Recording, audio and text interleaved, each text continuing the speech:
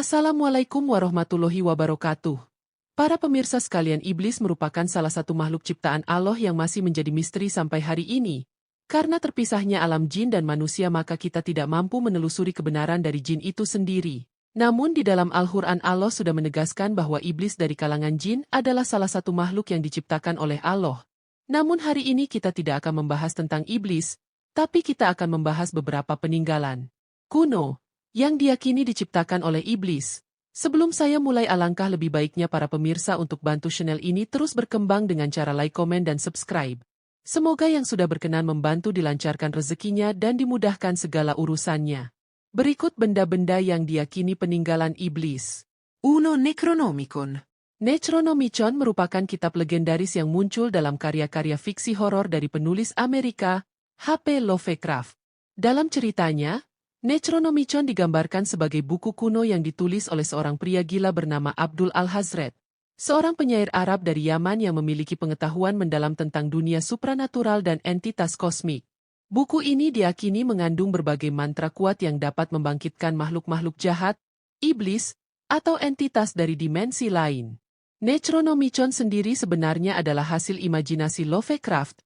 Namun buku ini menjadi salah satu bagian terpenting dalam mitologi Cthulhu yang dikembangkannya. Meskipun fiktif, banyak orang yang percaya bahwa Necronomicon benar-benar ada di dunia nyata, dan beberapa orang bahkan mengklaim telah menemukannya.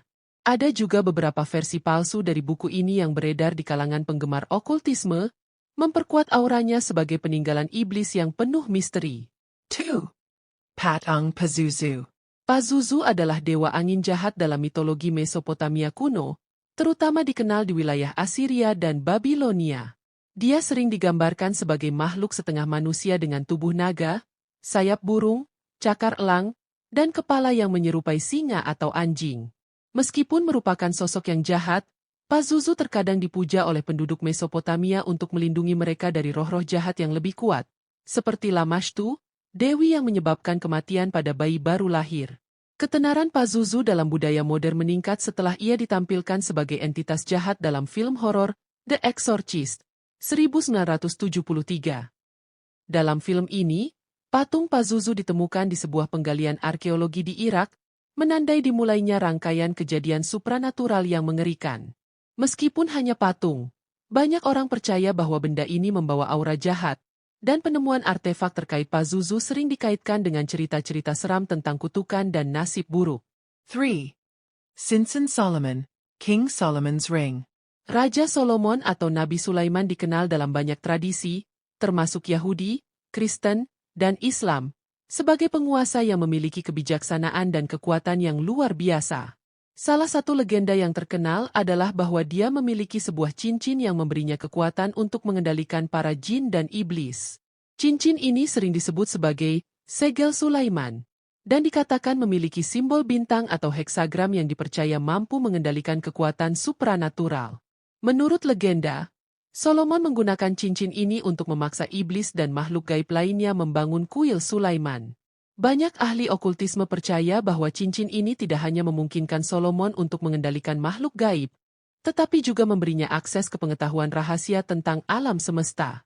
Meskipun belum ditemukan artefak fisik yang diyakini sebagai cincin Solomon, kisah tentang benda ini terus bertahan dalam berbagai mitos dan dianggap sebagai peninggalan iblis yang berbahaya jika jatuh ke tangan yang salah.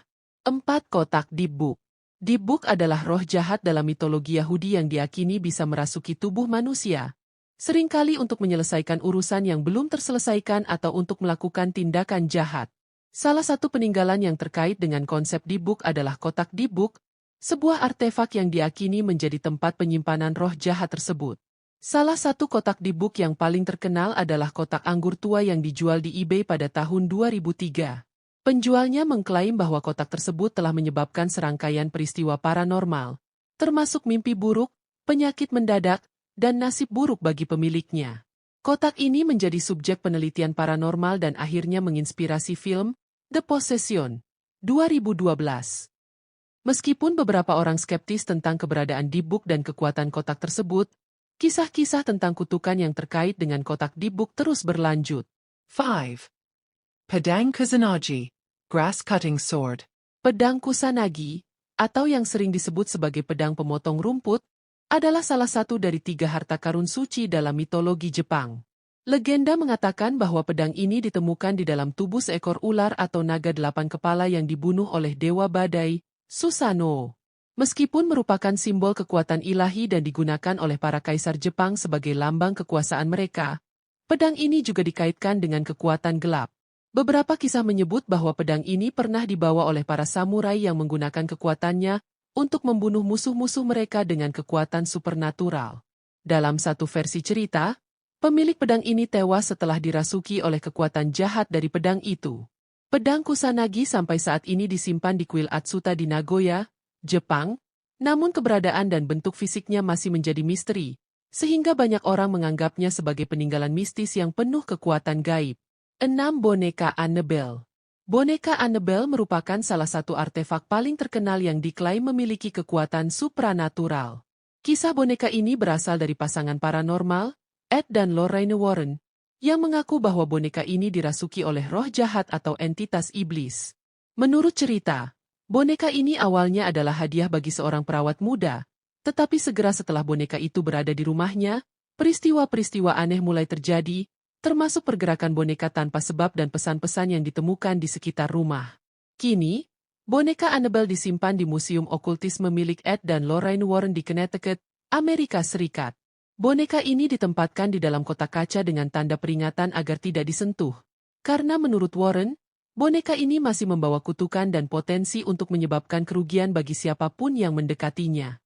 Kisah Annabelle menjadi inspirasi utama untuk beberapa film dalam The Conjuring Universe, memperkuat reputasi boneka ini sebagai peninggalan iblis yang mengerikan. 7. Kawan Baphomet.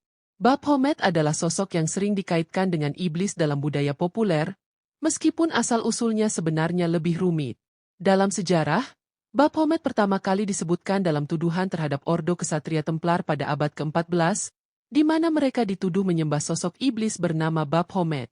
Gambar klasik Baphomet adalah sosok bertanduk yang sering digambarkan dengan tubuh manusia, kepala kambing, dan sayap, sebuah simbol yang diadopsi oleh berbagai kelompok okultisme. Cawan Baphomet diyakini digunakan dalam ritual-ritual sihir hitam dan penyembahan iblis, meskipun belum ada bukti fisik yang konkret. Namun, banyak simbol Baphomet yang ditemukan di berbagai peninggalan okultisme dan sihir, dan seringkali digunakan sebagai bagian dari alat ritual yang diklaim memiliki kekuatan gelap. Baphomet sendiri telah menjadi simbol yang sangat kuat dalam budaya pop dan terus dikaitkan dengan praktik-praktik sihir dan satanisme. Kesimpulan. Ketujuh peninggalan ini, baik yang berakar pada mitos, fiksi, maupun fakta sejarah, mencerminkan rasa takut manusia terhadap hal-hal yang tidak diketahui dan kekuatan gelap yang melampaui alam nyata. Mereka menjadi bagian dari narasi kolektif tentang iblis dan dunia kegelapan yang penuh misteri, terus memicu rasa penasaran dan ketakutan hingga hari ini.